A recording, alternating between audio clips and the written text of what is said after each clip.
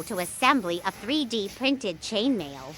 Print this 6 parts, STLs in description. Join the 2 front sheets with some open rings. Now, do the same with the back side.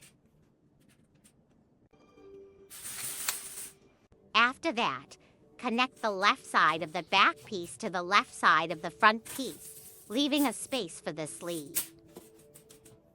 It will look something like this. Do the same with the right side. Now, let's do the same on the top side.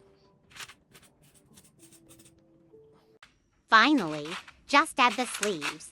Use white paper to avoid confusion with the rings. And that is all about